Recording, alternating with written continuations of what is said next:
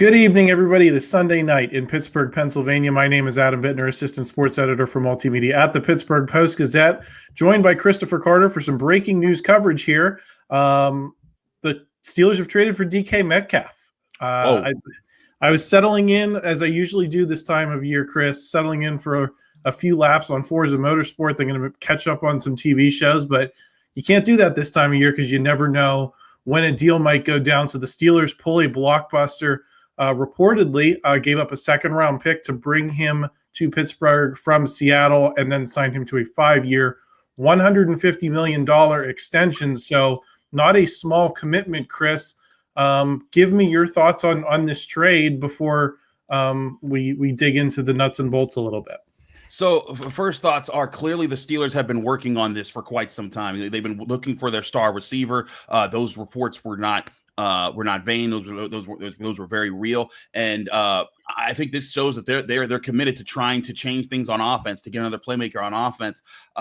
And Adam, DK Metcalf is a number one wide receiver. This is a guy that's like 240 that can run a sub 4, like a 4.35 40-yard dash. He goes and makes plays. He goes up and gets the football. He's a touchdown maker. He can chase down Buda Baker with insane speed. Like, this is an insane athlete. This is a huge move. And again, it shows Omar Khan is willing to make big moves to change the roster. You think about this time last year, Adam, we were all joking about the idea about Russell Wilson never being a Pittsburgh Steeler. Not only did he become a Steeler, but then Justin Fields did. And so this year, the DK Metcalf thing, notice was put out there, like, oh, they want a first and a third. And it was kind of like, I don't know if that's ever going to happen. And the Steelers say, yep, for a second, they'll make it happen.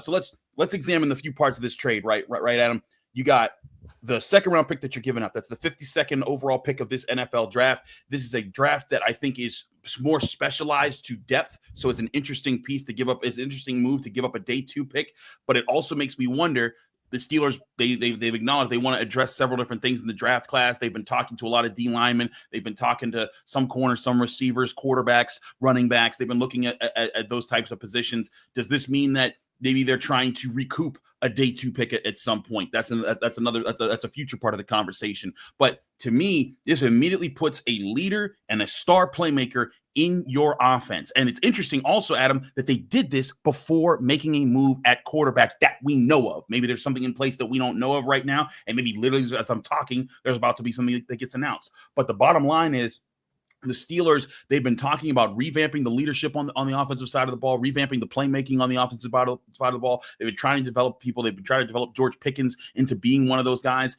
And so clearly adding DK Metcalf gets you a star playmaker that you don't have to develop. He is ready to go right now, and that's why they're giving him a 5-year, $150 million contract, a $30 million a year deal. That is huge money for a wide receiver. And I see a lot of people in the comment section that are meaning they think this means Russell Wilson's coming back. And Adam, it's hard for me to argue against that when you know their connection. Yeah, they certainly do have the history. It'll be interesting to see how that unfolds. We're going to be live here for a little bit. We're not going to stay on till like 11 o'clock. Who knows? I bet what will happen, Chris, is the Steelers will sign a quarterback as soon as we wrap this up. Whether we do it in 5 minutes or 3 hours, they will sign a quarterback. But we're going to give it a little bit of time here. We're going to break down this deal a little bit. So please stay tuned. We're going to talk through that. Before we do, just want to thank a sponsor. It's Pella Windows and Doors of Pittsburgh. There's no better place to get new windows and doors installed in your home than Pella, who can help you save on energy costs year-round. Schedule a free in-home consultation with your local Pella Windows and Doors to find the right product for your home and budget. Give them a call at 866-593-1560 to discuss your project further. That's 866-593-1560 to get started planning on your new windows and doors installation with Pella Windows and Doors of Pittsburgh. Chris, let's get into the numbers a little bit on DK Metcalf. 66 catches last season on 108 targets, 992 yards, an average of 15 yards a catch, scored 5 touchdowns. That's kind of a bit of a decrease from his career best season back in 2020 when he had 83 catches for 1,303 yards, 15.7 yards on the average, and 10 touchdowns. Chris, his numbers have retreated a little bit from those early years in Seattle. How should you interpret that? Is it a matter of what's been going on in Seattle with the transition from Russell Wilson to Geno Smith? Is it anything to do with age? He's 27 years old, so you would think he's still kind of in the teeth of his prime there at receiver. Give me your thoughts on just the statistical angle and what it tells us about DK Metcalf. I think it might be due to more of the injuries. You look at the number; he only started 12 games last year, so that's the fewest amount of games that he started in any season of his career. And also, he had put up good numbers with Geno Smith. I mean, you remember in 2023, he was a Pro Bowler, and he had 1,100 yards and 8 touchdowns. And granted, that's not the same as 1,300 yards and 10 touchdowns like he had in 2020 with back then. But I think that's where you look at DK Metcalf and you say, like, hey, this offense is going to give you a chance to be a playmaker. And the thing that I liken it to is if you go back and you look at the Arthur Smith offense in Tennessee and what was that like? And yes, they had a bruising run game, and they had a middle of the road quarterback. When you looked at what they had with Ryan Tannehill and Derrick Henry, and everyone remembers those years, but they also had a big physical playmaking wide receiver, and that I think is a big part of what they're trying to do here in Pittsburgh. They're trying to get things like that in place so that they can find a way to be a more dangerous team on offense. They want to be able to bring things up, and how they've played. Because again, you go back to that team, they had Ryan Tannehill, but they also had AJ Brown, and AJ Brown, not a perfect comparison to DK Metcalf. He's not as fast as Metcalf, but both bigger body, number one, pure prototypical wide receivers. And I think that's where, if you're the Steelers, you're hoping you can get a guy like that and keep him around for a long time. So that's why they signed him to the deal. He wanted a $30 million a year contract. That's what he was talking about. That's what he had told the Seahawks. They didn't want to pay him that because they're trying to rebuild. They sent off Geno Smith. So clearly they're blowing it up over there. The Steelers want to get a playmaker in their room. But the big question I have now, Adam, is what does this mean for George Pickens? We'll talk about quarterback in a bit, but George Pickens is on his last year of his rookie deal, which means he either needs to sign a deal during this offseason that extends him moving forward past the season, or he will enter this regular season with no future deals on years on his contract. And we've been asking this question on the North Shore Drive podcast. Will he hold in like Deontay Johnson and TJ Watt and Alex Highsmith and Minkah Fitzpatrick? Will he do that? Or will there be an understanding that, like, hey, there'll be something taken care of, or do the Steelers trade him? And that, to me, I think, when I was looking at the options for the Steelers at wide receiver, when I looked at DK Metcalf as a potential trade option, to me, I looked at this as if they trade for DK Metcalf, I feel like they might trade away George Pickens because they want to get younger this draft class, and I don't think they can afford to pay 2 number 1 wide receivers. I think what they want to do is they want to have a star wide receiver, and they want to have a wide receiver on a rookie deal. And if that wide receiver on a rookie deal is a big playmaker, awesome. That's your 1-2 punch. Pickens can do that for this year. But if you do that going into next year, he's going to be ready to hit free agency, and then you're going to have a whole problem there, and your trade value is going to decrease. Now might be the time to strike to move him, get another day 2 pick in place of what you just lost to get DK Metcalf, and then you can use that as compensation to go get like an Elika Yamanor out of Stanford or a Jack Besh out of TCU, guys that look like, hey, they can be playmakers in the NFL. They can be playmaker wide receivers, but they'll be doing it under this rookie contract where DK Metcalf is your bona fide number 1 wide receiver, and you don't got to ask questions of him.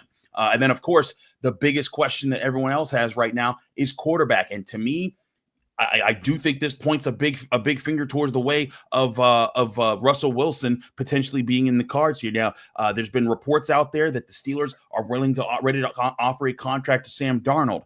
I'm interested to see what that's like. Is that a big contract? Because Sam Darnold started for the Vikings last year. Granted, he did so kind of surprisingly in a backup role because J.J. McCarthy was their drafted guy and he got hurt. But if I'm the Steelers, Sam Darnold, is he better than what you got last year from Russell Wilson? Is he better than the option at Justin Fields? Why isn't Justin Fields signing? Is it purely a financial thing that he just wants to test the open market? That's what I think it is. But to me, making DK Metcalf the first domino to fall is a very different change of pace on how the Steelers have been handling this situation. And it makes me wonder, is it that they're trying to entice one of these quarterbacks to just say yes to coming back to Pittsburgh? Yes, I'm excited to get into the quarterbacks. I did want to pull up the George Pickens thread a little bit more, though, because one thing I mentioned to Brian Batko on the Friday episode of the North Shore Drive or I don't know. There was one show this week that I forget which one I hosted. It's been so much going on, Chris. But DK and George Pickens really mirrored each other statistically in a lot of ways this past season. DK ended up with 92 yards more than Pickens, but they were both in that 900-yard range. Both a similar number of receptions, 66 for DK, 59 for George Pickens. And they both averaged about 15 yards plus on the yards per catch. Do you worry at all about a duplication of roles with these two and them doing similar things, having similar games? Or do you say, at least for the time being, until we get to that trade conversation, that you can never have too many good receivers? I think it's more of a situation if they keep both, and I think it would be good for them to keep both. I'm not saying that they should trade George Pickens away, but I am saying that if they're getting both of these guys are line them up on the outside, go get it, deep ball type of players, and we know that's what Russell Wilson loves. So it would make a lot of sense if Russell Wilson has been the plan. Now that they think that Justin Fields wants too much money, if he wants too much money, again, we're not privy to what those conversations are right now. But I do think that yields itself to that, because if they keep Pickens and they don't trade him away, and now they have DK Metcalf, now you have those two guys on the outside. Now Calvin Austin or Roman Wilson can line up in the slot in their natural roles, and they can cut a defense up. Now Pat Freiermuth doesn't have the attention on him in the middle of the part of the field. And now if your offensive line improves and they become a good run blocking unit, you can simultaneously threaten a powerful run game with a deep threat passing game that isn't just throw it up to George Pickens. It's throw it up to maybe George Pickens and DK Metcalf. And maybe that's the vision the Steelers have here. So there is space to have both of these guys on the field at the same time. My question will be, how do they envision trying to maximize Pickens' value while they still have him? Does that mean that they keep him long-term? If they keep him long-term, great. That'd be a change of pace. They'd be keeping two-star wide receivers while paying for both of them if they signed him to a long-term deal. But we've heard it from our guys Jerry and Ray when I've done shows with them and I've been filming them. We were at the Combine. They've reiterated time and time again. Every indication they get from the organization is that they are not sure about giving George Pickens a long-term deal. So if you're the Steelers, what does that mean? Does that mean you trade him now that you've gotten your playmaker in DK Metcalf and you can send George Pickens off and get you some trade picks? Or do you keep him this year? You say, George, play without a future years on your contract. We'll franchise tag you. You'll make a lot of money, or there is a deal coming. Just trust us.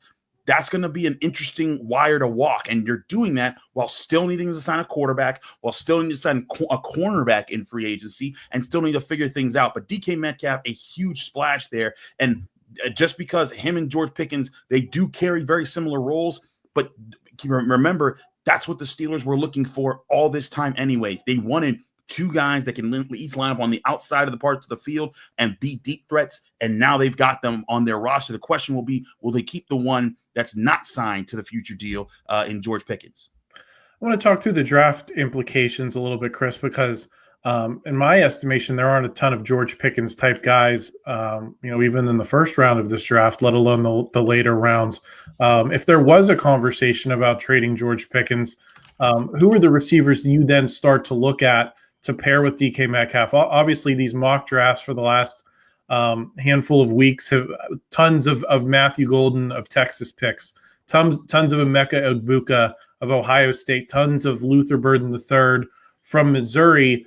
I like those guys as pieces. I don't know that they do the same things as George Pickens. So are there names on that second day of the draft who might fall to where the Steelers got George Pickens in the second round a few years back that would intrigue you in the same way that George Pickens would? And is it are we possibly talking here about flipping George Pickens into his replacement via the draft if you don't feel that you can get a long-term deal done? Potentially, but here's the thing now, Adam. You got to trade George Pickens to get that pick back, because now that 52nd pick isn't there anymore. And whereas this whole draft process, when I went to the Combine and we interviewed dozens of players, and we were looking over, and we had all these players lined up. And all the receivers I went to the top 3 guys that could fall in the first round: Burden, Egbuka, and Golden. I think those guys are off the table with the signing, with the trading for a DK Metcalf. So then I start looking to that second round tier. But I also have to remember the Steelers don't have a second round pick. But those second round tiers were Alec Yamano out of Stanford, Jack Besh out of TCU, Jaden Higgins out of Iowa State. All those videos we have for the Post-Gazette if you want to see our interviews of them when they're on the podium. But there's also Jalen Noel out of Iowa State. There's Savion Williams also out of TCU. There's Isaiah Bond out of Texas. But here's the thing. Once we get to that Isaiah Bond level, we're starting to dip out of the guys that I think that can turn into kind of what George Pickens has been for the Steelers in just being a playmaker wide receiver. So that's the thing, is that if the Steelers don't add any more draft picks and they don't pick a wide receiver in the first round, they're going to be stuck with a third round pick, a wide receiver. And in my opinion, the third round options that are going to be available to them are going to be less appetizing than even Roman Wilson. So they're going to need, in my opinion, to go to either, if they're not keeping George Pickens, they need to trade him for a earlier day 2 pick than what they already have, which means a late second rounder, an early third rounder, and then hope to get one of these wide receivers. Jaden Higgins is one of those guys. He's 6'4", goes up and gets the football. I like his tape. We talked to him at the combine. He's a guy that I could see the Steelers going after. Alec Yamano, bigger guy too, 6'2", 210, runs really well, really good athlete, former tight end who's really strong. He's a guy that can make those types of plays. Jack Besh, bigger, but also more of a route runner, in my opinion, when you look at his skill set. Jalen Noel, smaller at 5'11", but a burner, and he also plays some slot there. So you have to ask, is that what you really want? Savion Williams, maybe he's the guy that you're looking at if you just want to pick one in the third round, because some people have him falling there. He's a bigger guy at 6'5", but he carries the ball, he catches the ball, he does a lot of things in a big body. He can. A lot of people have compared him to maybe how Cordero Patterson was used in the Steelers offense last year. But again, I don't think you're going for a Cordero Patterson. If you're getting rid of George Pickens, you need to get another playmaker wide receiver. Otherwise, I think you're kind of switching one less expensive player for a more expensive player without getting a return for it. So if they move on from George Pickens, it's going to be that they're going to need to still trade up in the draft to get one of these guys, but it should be an Ayamanor out of Stanford, Besh out of TCU, Higgins out of Iowa State. Those would be my big 3 for them to target to replace George Pickens and still get try to get production of that kind of value. Chris, can the Steelers get a second round pick for George Pickens? And is this very trade the example of the market? Does it set the market for a guy like George Pickens at all, because they have similar stats and similar levels of production and play similar styles? I think it could. The only thing is that George is a lot younger. DK Metcalf is 27, about to be 28. George is 24. So he's going to be, I don't think he's going to be as expensive because of his age. But I also think that, you look at the temperament and the things that have, and the reports out there about him coming late to the Christmas Day game and things. And, there's the reports about, him not blocking for Jalen Warren and things like that. Teams might try to drive down the price on the Steelers. And also now teams now know the Steelers have another playmaker wide receiver, because they might be like, I think that we're not going to offer you this big deal. If they could get a second, it'd be amazing. And listen, I'm not putting anything past Omar Khan, because you know what? He got a second round pick, the first second round pick of the draft, for Chase Claypool. And Chase Claypool was producing nowhere near what George Pickens is doing right now. So maybe you can find that team that's the new Chicago Bears that thinks, oh, we can make George Pickens right, and they'll give up a second round pick for him, and all is hunky dory. And you basically flipped. You flip DK Metcalf for George Pickens while keeping a second round pick. Maybe that's the plan. But again, I'm not sold on that just yet, because I still think that they want that there's an idea out there for them to have 2 outside playmaking wide receivers. Pickens and Metcalf could be that. And then that makes the job easier for the quarterback, whoever it is, to work with this offense. Let's talk through it from the George Pickens perspective a little bit. If you're him, Chris, how do you view this deal? Because you mentioned, some of those possible attitude issues. They're there. We know he likes the ball. We know when he's not getting the ball, he's upset. And I guess you could say that for a lot of receivers, but that's the one we've had in front of us for the last handful of years. How does that impact his happiness now, assuming they don't trade him? And how does that impact how he approaches contract negotiations? Is it possible the Steelers are going to have to pay a premium to bring him back, because he knows DK Metcalf isn't going anywhere, that the Steelers have heavily invested in him, and that if he's going to stay, he wants to get paid, what he could if he was a number one on another team. Yeah, I think that there's a big chance that I think George Pickens might look at this and say, like, well, they paid their wide receiver, I'm out. Unless they've told him, hey, George, don't go anywhere. We're paying two guys. Because remember, Adam, what they're probably trying to do right now with this quarterback situation is they're trying to not pay a quarterback a whole lot of money. I think that they're trying to emulate what the Vikings did on offense, where Sam Darnold was not a great quarterback last year. He was a nice middle-of-the-road quarterback who had Justin Jefferson and Jordan Addison killing for him. So maybe that's what the Steelers are trying to do and saying, hey, you know what? We'll get this middle-of-the-road quarterback. We'll keep developing this offensive line. We'll keep beefing up this run game that we want to make one of the better units in the NFL. But now we'll get this middle-of-the-road quarterback. Maybe that's why they're planning to talk to Sam Darnold. If they think it's Justin Fields or Russell Wilson, whoever it is, but they won't pay a lot of money for that quarterback. And then that's how they're able to afford if they want to keep Pickens and Metcalf for the future. Because remember, also in this equation, whoever they get, whether it's Darnold, whether it's Wilson, whether it's Fields, none of them are the franchise guys. They're not trying to sign these guys, a quarterback, for huge, ridiculous money right now, like Josh Allen's contract or anything like that. They're looking for a bridge guy so that they can get to the point where if next year the draft comes and they see their guy, they can go up and draft him. And then when they do, they have a roster that's ready to house him, kind of like how Ben Roethlisberger walked into a roster that was ready to win in 2004 when he was drafted by the Steelers. He had an O-line, he had a run game, he had playmaker wide receivers, and he had a defense that kicked butt. So all he had to do was kind of just play his role, just play into what the Steelers were telling him to do. And I think that could be the plan here. So I'm not selling George Pickens being out just yet. If you're trying to figure out a way for him to stay, it might be that they're trying to not pay a quarterback big money right now. And maybe that's why they can't keep Justin Fields, because they think the priority is line this offense up with playmakers instead of trying to pay a bridge quarterback more money than they're worth. Chris, what kind of statement is this for the financials of this franchise? I know one theme that you keep coming back to on the North Shore Drive Monday, Wednesday, and Friday is that the Steelers are so heavily invested in defense. It's been a point of criticism. I think you've made great points of that's just the evolution of the contracts and where you've invested your draft capital. And the offense is relatively young. The defense is relatively old. It makes sense for the defense to be making more money for that reason. But it remains a talking point for a lot of people that the Steelers are very heavily invested in the defense. I mean, you could argue at different points in time, they could have made a move like this if they wanted to make a statement about how they value offense moving forward. They had not done it in the past. They are doing it now with DK Metcalf investing, probably one of the bigger free agent contracts. Is it the number one free agent contract ever? I think it is for the Steelers. I think it is now the number one free agent contract that they've ever offered. Yes. So this is somewhat historic, and it's not just like, I don't think it's a couple million over what the previous record was, Chris. This is huge money for the Steelers to be investing in a huge statement. So tell me how you feel about how they view offense in the context of payroll and all of that.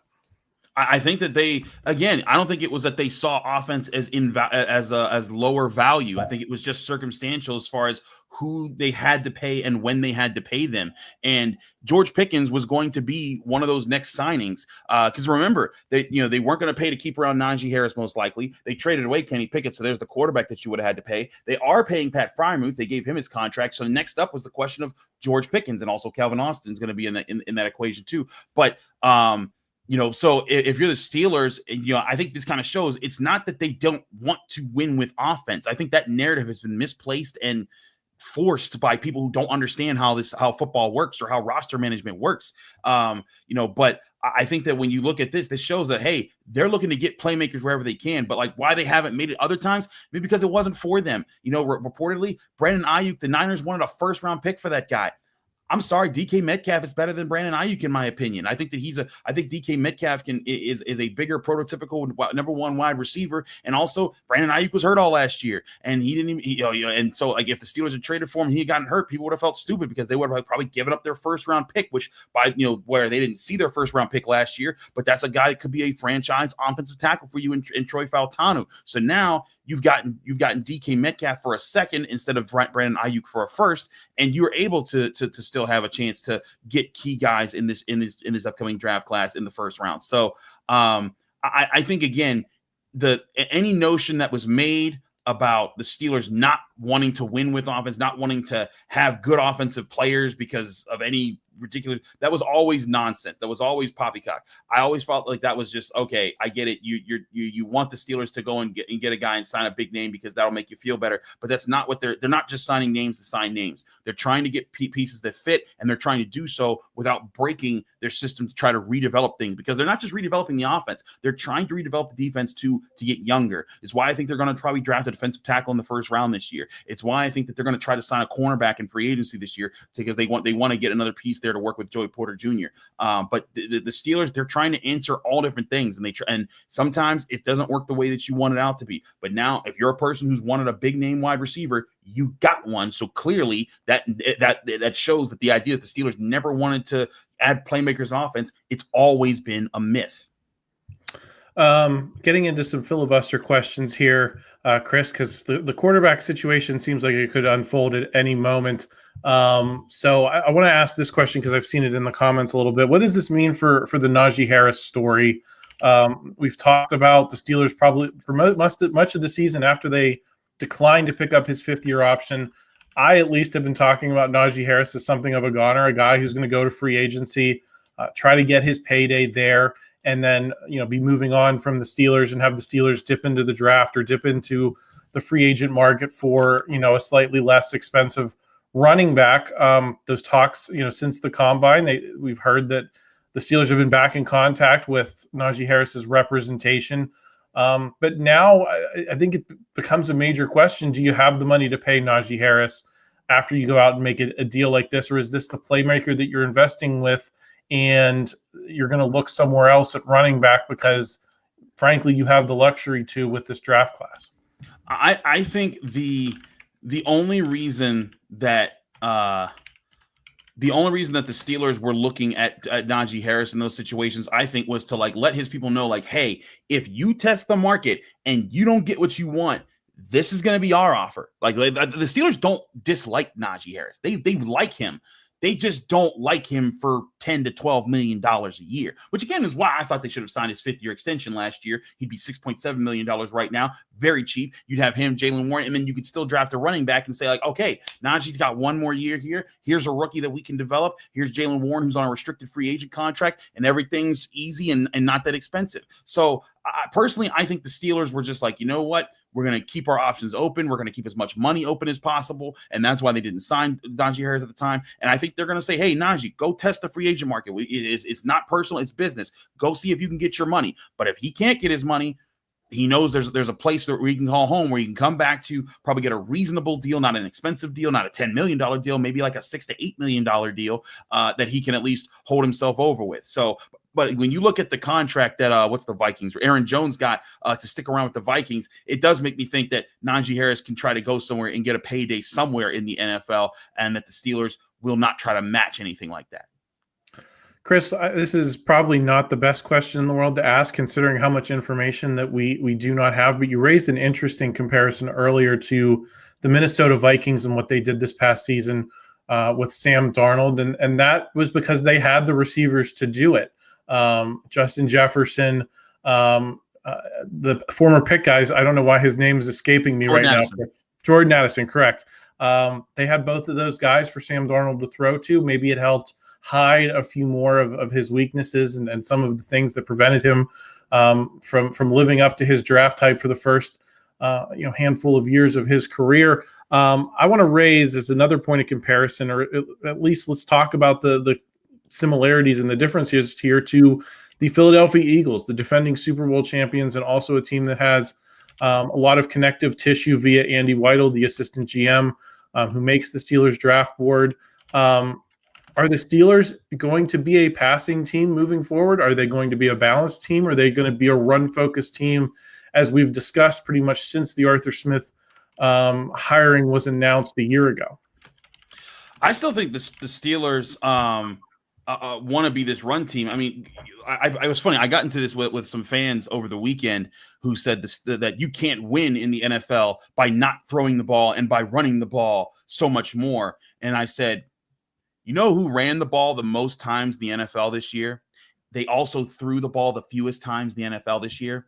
It was the Super Bowl champion Philadelphia Eagles, which the Steelers are trying to get to be more like in how they're building their trenches and building their roster to be like them. And again, without a superstar quarterback on your roster, a Joe Burrow, a Lamar Jackson, a Josh Allen, a Patrick Mahomes type, without that kind of guy, you got to go that direction. But here's the thing. Even with the Eagles having the fewest passing attempts and the most rushing attempts in the NFL, they made sure to get playmaker wide receivers so that when it was time to go get it, they could throw the ball. And I think the Steelers wanted to get the guy. They were in talks for Brandon Ayuk. They were in talks for Cortland Sutton. They were in talks for Christian Kirk. They've been trying to get guys over the past while. And I think also, when everyone was reacting to Christian Kirk on Friday, being traded to the Texans, everyone's like, man, why weren't the Steelers in on that? A 7th round pick. Oh, come on. Like you just got snaked. You're fault. You're asleep at the wheel. And I said, maybe they did get snaked. Maybe they were asleep at the wheel, but there's also a very good chance that maybe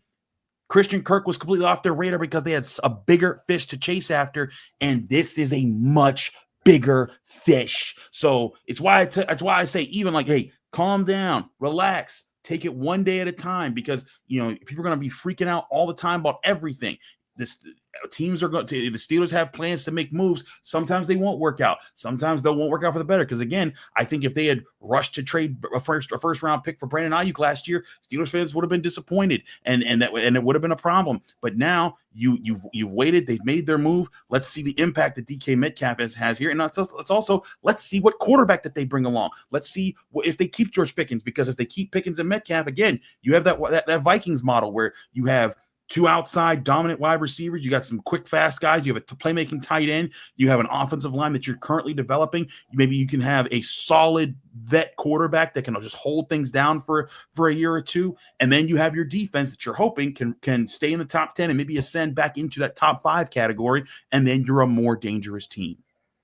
Yeah, you can correct me if I'm wrong, Chris, but I think this is the best player in the last year and a half that we've been talking so relentlessly. I made the joke with Jason Mackey on our Thursday show that I'm duty bound to talk about whatever receiver comes on the market, free agency, trade, anything, because that's just the way it's been in Pittsburgh for the last year and a half.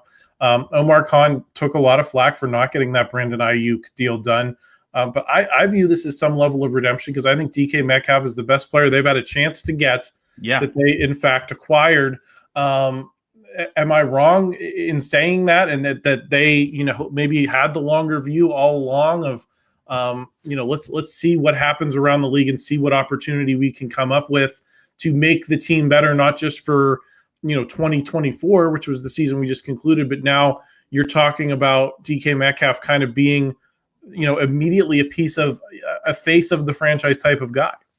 I think so. And here's the thing about Omar Khan, man. Like, to be a general manager, there are so many different. There are a million decisions you have to make before you get to the big one of, do I sign this guy? Do I trade for this guy? All those types of things. There's so many things you have to do, and there's so many things you have to navigate. There's so many. You have to know how to wade the waters of the NFL and to wade the rumors and to know which information is real that you're getting, when you're getting played, when you're not getting played. There's so many factors that get into this, and there's so many things that almost come to fruition that we often don't learn about until someone writes a book about it 5 years after it almost didn't happen. So like, that's a big part of what I think happens in this GM world. So like, it's why I've said, like, hey man, like, I'm not, when people were tripping, why didn't they get Brandon Ayuk? I'm like, I don't think Brandon Ayuk would have made the 2024 Steelers win a playoff game. I don't think that was the difference there. I think DK Metcalf can be part of the new core on offense that they're trying to build to be a bigger playmaking unit. I think he can be that, and that's why they made the trade. And again, I think it's better to trade a second round pick for this guy than a first round pick for that guy. I think that the Steelers and Omar Khan, they have their ways of waiting things out. Omar Khan, I think a big reason why the Steelers promoted him to this position, because he's not a talent evaluator. That's not his background. His background wasn't watching film and doing things the way Kevin Colbert does. That's what Andy Weidel does. That's what he's with the Steelers to do. But Omar Khan, I think his strength has been understanding value, looking at numbers, placing values to players, and also understanding how other teams value things. And that's why he's been able to make the moves that he's made. Again, he traded Chase Claypool and got the first pick of the second round of the draft. Like, I still don't know how he pulled that one off. The Steelers have been able to revamp a quarterback room faster than I've ever seen in my time watching or covering the Steelers. So clearly he has an understanding for how to move in today's NFL world. It's just a matter of, will these moves result in the results that people want, or will they fall by the wayside? But personally, I think that this shows that they were having patience. They didn't just rush into this situation. They had a target. They went out and got their man. Now the question is, how do they build around this guy? Because when you sign a $30 million guy, just like you do for defense and TJ Watt, you don't just sign that guy and that's it. You build around that guy. So how do you build around DK Metcalf? To me, again, it points to why Russell Wilson makes a lot of sense, that if he's the guy coming back for the Steelers this year. I did want to get to the quarterbacks now. I think we've run out of filibuster material, Chris. So I'm going to ask this question because there's been a lot of Russ conversation, I think, for obvious reasons in the chat. There's some reports out there that Sam Darnold may be realistically in the mix. I think Diana Rossini reported that they're going to offer him tomorrow. I'm not sure the veracity of any of that, but I think a lot of the comments I've been reading on the right side tonight have been talking about either Russ or Sam Darnold. Are we counting Justin Fields out here, given that conversation we were having a few minutes ago about the Eagles? Because, Justin Fields, I think, can do Jalen Hurts type things. I think that's, maybe the prototype for him of a player of his type going and winning big, having some big play receivers on the outside, having a strong running game behind him. And listen, I think some people would argue that the Steelers would have Justin Fields under contract already right now if they were going to. I don't know that that's true. I think it's a matter of, see what other teams offer, and maybe he'll make a decision. And maybe this will influence him to some degree if you compare it to, say, the Jets. I think because we've heard reports that the Jets are in on Fields probably more than any other team, that they'd be the biggest threat to sign him beyond the Steelers. And listen, they've got guys. They got Garrett Wilson, and it would make sense why Justin Fields would be interested. Now that you have DK Metcalf in the fold, have you given Justin Fields a reason to think about this again, and maybe reevaluate going back to a place that he's a little bit more familiar, and knowing that the Eagles may be the prototype for you? So here's the thing. There's several different scenarios that are playing out in my head right now. I am not saying that Justin Fields is definitely gone. I think it's likely. I think that, as we've gotten closer to this, I think that the Steelers have given him and his agent a number. I think him and his agent have been playing the waiting game to try to get a higher number from the Steelers, and that's reasonable. That's what you're supposed to do. I mean, you don't know if this is going to be the last time that Justin Fields gets a chance to test the free agent market with the potential of being a starting quarterback. So you got to capitalize on that financially as much as you can right now. And if the Steelers aren't willing to pay you that, and you hear the Jets are, maybe you play that. But maybe this is a move by the Steelers to tell him and his agent, like, look, clearly we're not going out and buying a superstar quarterback or anything like that. Clearly we're investing in this offense. So if you want playmakers, they're going to be in Pittsburgh. So here's this offer. This is why it's this low, because Omar Khan's going out and getting DK Metcalfs and probably going to get some other people as well. So work with us here. But I think that if I was to assign like a percentage, like if I did like a pie chart of likelihoods, I would give that like a 25% chance at this point. I think that that's a lot less likely now, because Justin Fields knows he can get to the open market. And I do believe the reports that other teams would pay him more than what the Steelers are offering. So with that, if you're the Steelers, you say, okay, who's a quarterback that we can add to this offense or keep in this offense, in Russell Wilson's case, to do the things that we want to do right now without having to break the bank? Russell Wilson is obviously an option there. And I would give Russell Wilson, I'd say, a 40% chance of being the option here. I still don't think I'm still not saying an overwhelming option here, but I would say this, because also here's the thing about DK Metcalf. Russell Wilson and DK Metcalf, they were close in Seattle, not just close because they threw the ball to each other, but like Russell Wilson and Sierra, his wife, introduced DK Metcalf to his current girlfriend, Normani, who's another pop star singer and all that. There's connections there. And I think the Steelers could very well say, you know what, Russ, when the offensive line was cooking, you were cooking. So we're going to run it back with you, but we're going to give you a better playmaker. We're going to keep George. So now you won't just have George to throw 50-50 balls to. You won't just be throwing a moon ball to one guy. You'll have two guys on the outside that are consistently a threat that number one cornerbacks are going to struggle to keep up with. And maybe that's what the Steelers look at and say, hey, They went from being 28th to 16th in offense last year. Again, if you had told Steelers fans that going into last year, they would have said, sign me up, because that's not Matt Canada's offense, and that's a lot better than what's been seen. But now, if you're going into this, you're asking yourself, okay, what's the step up that you want to make from this here? And getting a playmaker wide receiver certainly helps with that equation, right? You get a guy that can add to the passing game, that can break things up. I still think the Steelers want to run the football. They want to make that a big part of it, but now play action can be that much more dangerous. And also, when you're running the football and you're calling play action, teams having to keep their safeties back. Now, if Pickens, like for example, if Pickens and Metcalf are on opposite sides of the field and I'm a defense, I'm going to have a hard time not putting two safeties back deep every time. And if there's two safeties back deep every time and there's cornerbacks on the outside lining up on them, guess what that means? There can only be 7 guys in the box. So that can free up the offensive line space to run, not get clogged up, and to make some big plays there. So this could all be part of that balance. So I said what?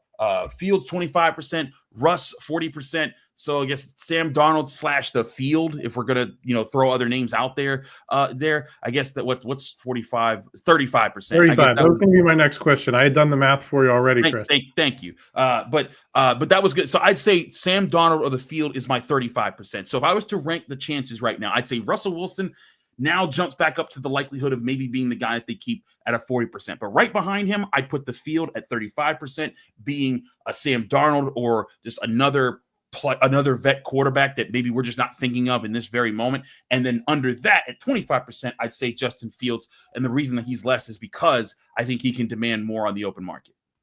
How do you split up that remaining 35, Chris? Is it a big chunk Sam Darnold and then maybe well behind him Aaron Rodgers? How much is Aaron Rodgers still in this conversation for you? Given what you're saying is that now you potentially have those two guys on the outside. And I think something that I when you said that, 2 safeties, 2 cornerbacks, it means now you're matching Pat Freiermuth, Calvin Austin, Roman Wilson up against 3rd best corner, 4th best corner, right? Maybe some play safety somewhere in there that you kind of mix in like the Steelers have when they've played 3 safeties. But regardless, you're hopefully creating some matchups for yourself inside that have been a lot better than you've had in several years. So is that a situation that an Aaron Rodgers could come into and still have success? So I think Aaron Rodgers, if he can just be a good quarterback, I think most quarterbacks can come in and have success. My biggest question for Aaron Rodgers is Aaron Rodgers. Like, is he going to bring the circus? Is he going to, like, when we walk into the Steelers facility, when we're going to the locker room, oftentimes there's a TV on somewhere, and that TV will be on wherever, on ESPN, and Pat McAfee will be there. And oftentimes, I can't tell you how many times I've seen Aaron Rodgers talking to Pat McAfee on that show. The Steelers aren't going to want that. They're going to want him to pipe down on that. And I know that, they put up with Ben Roethlisberger for years, having the radio show on 93.7 The Fan and all that. I think the Steelers, they don't want the circus, man. They're trying to not be the circus. They're trying to get back to being a competitive, they are a competitive, good football team. They're trying to get back to being better than just good. They want to be a very good team. They want to be a team that can win playoff games. And if you have a quarterback that's distracting and getting all the attention, and not making the plays on the field the way that Aaron Rodgers hasn't been, it's hard for me to say, yeah, just go with that, because I don't think that he is. I don't think he is that guy anymore. And he had Devontae Adams, who's now with the Rams. He had Garrett Wilson. Like, he had prime weapons there. He had a good coach with a good defense, and he had pieces in place, and he still tore it apart. I mean, the Jets were a team that just a couple years ago were looked at as being, man, they're on the cusp. If they can just find their quarterback, they can be a real contender in the AFC. Now they're torn back down. They're right with the Browns and everyone else. So if I'm the Steelers, do I want that in my locker room? I don't think so. That's why I say I'm not big on Aaron Rodgers. I think Daniel Jones is one of those field conversation type quarterbacks if he's not signed, in the time that we're doing this stuff right now. But I think that a Daniel Jones, I'll leave Aaron Rodgers in that equation. If I was to separate the 35%, that's the field, I'll go 15% Darnold, 10% everyone else. Or no, yeah. Sorry, 20%. Math is hard right now. No, that makes sense, Chris. And it was interesting that you brought up the Ben to Aaron Rodgers comparison. Listen, I think the big difference between Ben and Aaron Rodgers is Ben's stuff was about football. It was about, talking about the team. Maybe he said some things that lit some fires and fired people up, but it was never like some of the stuff that Aaron Rodgers likes to talk about. And I think that's a huge difference, and I think it's a huge difference that Ben earned it here, right? I mean, he won 2 Super Bowls, the third. He was the franchise guy, and I think that Ben stuff is something of it's like small potatoes compared to what Aaron Rodgers brings in terms of circus, I agree, which is why I think they don't want no part. They should want no parts of Aaron Rodgers right now, unless he agrees to never do that stuff again. I'm right with you. I think that's not that's something that they should not want to have around the organization right now. They have a lot of things that they got to handle, and Aaron Rodgers, if he's bringing that attention, I also think he's too old. I'm not on the Kirk Cousins train right now because of how bad his arm looked at the end of the season. Like, at least Russell Wilson, like we saw in that playoff game when he was launching the deep balls, he could get past the Ravens secondary and connect for some touchdowns, right? And I'm not saying that Russell Wilson's all that or anything like that, but at least he gave you that. I don't know if Aaron Rodgers has much more of that in him. And again, bringing the circus, I don't think Kirk Cousins has that in him. That's why if I'm looking at the field, the top 3 guys that come to my mind are Russell Wilson, Sam Darnold, or like a Daniel Jones type, because again, he's an athletic quarterback and he can run, and we know that the Steelers like mobile quarterbacks. What's the longest contract you're offering to any of these guys that we're talking about, Chris? Anything more than 2 years? Yeah, 2 years. That was kind of what I was thinking as well. But I wonder if Sam Darnold is going to ring the 3rd year out of someone. It could be the Steelers, could be someone else, just because it does seem like he is the class of this free agent class. And you wonder if a team is willing to gamble on the 3rd year to get him in there.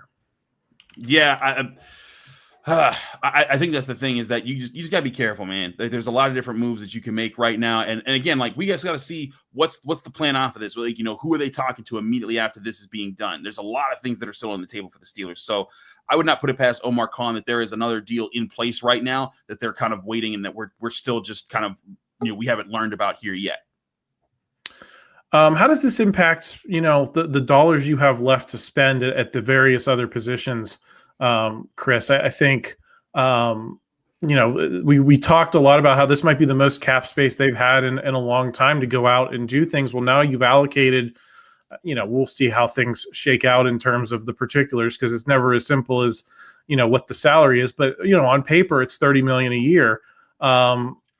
Tell me how you think this deal impacts what you're now able to do these next few days as the legal tampering period gets underway. So as I understand it, the Steelers had about just short of $64 million in cap space before this deal with their restructuring of Cole Holcomb. So this deal, if it is just straight up $30 million a year, it's rarely that exactly, but let's just say, for the lack of knowing what the exact contract is, DK Metcalf is going to cost you $30 million a year. So that now chops you by pretty much half. You're now down to $34 million a year instead of $60. Now, you can still cut Larry Ogunjobi and get you back up to above $40 million. And you can still do some things here. But this is why I think that they're not trying to sign Justin Fields for some $20 million contract, which is what the Jets are offering here. Because they're like, look, if you sign a quarterback to $20 million, then all of a sudden that 34, that could be 40, that could be 17 or 20. And then you're really down to, you're scraping the barrel. You got one more contract left in you. I really think the Steelers want to add a cornerback in this free agency class, because there is a dearth of good cornerbacks out there. There's Charvarius Ward, there's Carlton Davis, there's Byron Murphy, there's so many guys. There's Nate Hobbs, who can be had for the cheap, but there's top line outside cornerbacks that you can pay to line up with Joey Porter Jr. now and say, your job is to, when Joey's not on the number 1 guy, you're on the number 1 guy. You guys are outside guys, play man, be sticky, don't come with penalties, and let this pass rush be the thing that wins for this defense. And I think that's what they should want. So if that's the case, that's the big move that I think is now left them in free agency. And maybe they can sign, a Nate Hobbs in the slot. Maybe they can sign a defensive lineman to help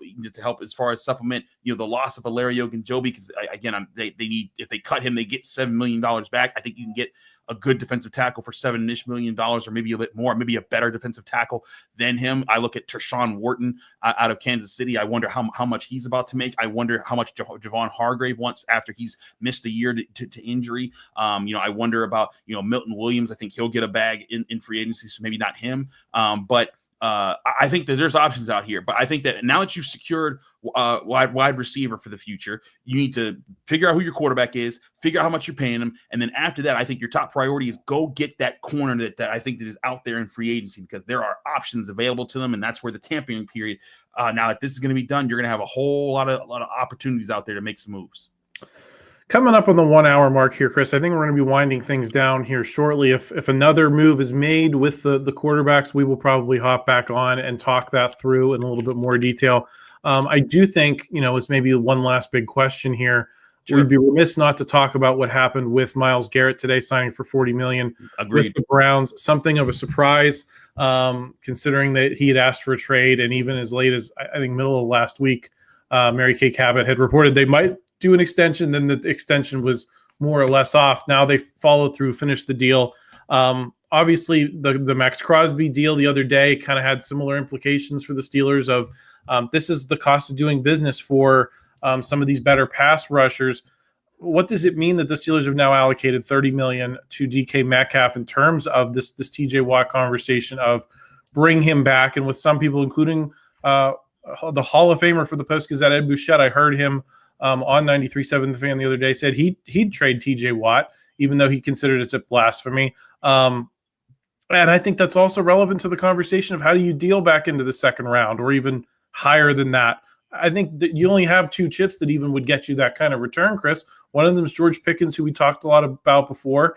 The other is TJ Watt. So how do you look at the news of this past weekend and what it means for his future in Pittsburgh or somewhere else? I still think he's a Steeler for as long as he wants to be. Listen, he already is set to make $30.4 million against the cap this year. I think that there's an extension coming. Myles Garrett contract, and as did what's his face, Max Crosby's contract. They certainly suggest that could be boosted a little bit. Maybe the Steel, but and JJ Watt's been kind of throwing hints out there. TJ's older brother saying like this is why you should sign guys earlier and not wait till later because then they're going to cost more. So maybe there's something to that.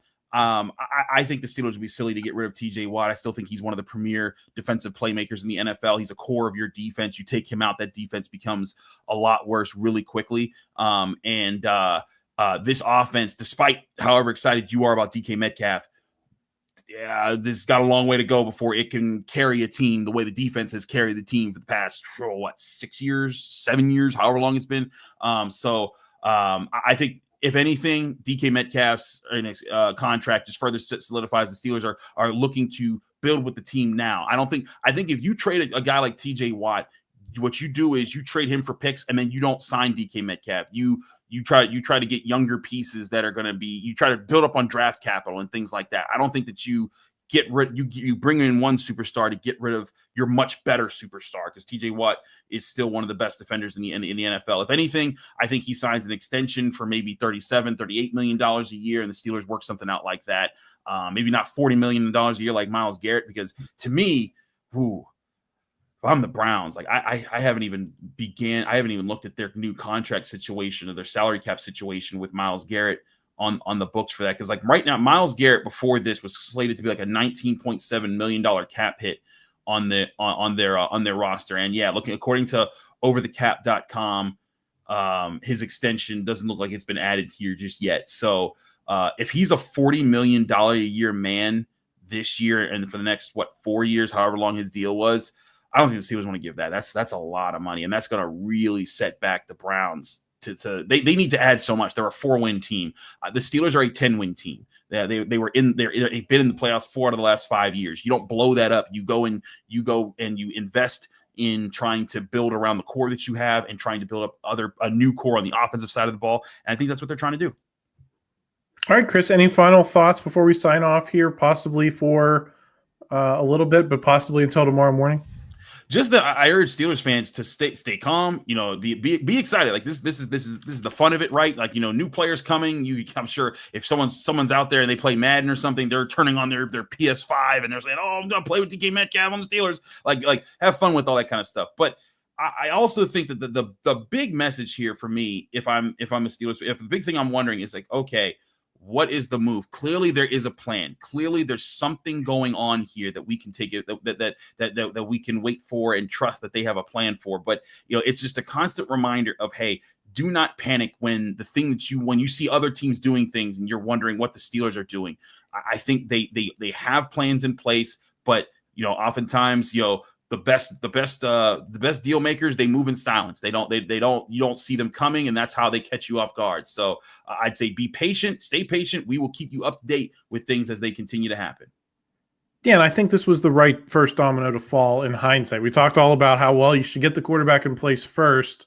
But you're not going to sign a quarterback that's as good at his position as DK Metcalf is at his. And now you have DK Metcalf to sell to quarterbacks next year or, 3-4 years down the road. I think he gives you flexibility. And so it makes sense in hindsight that he was the first domino rather than the quarterback, because just like we were talking about, it could be a 1 or 2 year situation for the quarterback. This guy is going to be around for a long time. But Chris, unless more breaking news happens tonight, you will be back with the next Post-Gazette Sports video on the North Shore Drive tomorrow. I will be back, at least on my schedule, on Thursday with Jason Mackey. A lot to talk about this week. So if you haven't already, please subscribe to the channel so you can get all of the latest news immediately. Turn on those notifications because if we go live, you'll see right in your it will pop up right on your phone and you can watch and continue to weigh in on the moves the Steelers are making. If you enjoyed this video, please like it. Help us out in the YouTube algorithm. We always appreciate that. And with that, we're going to say goodnight.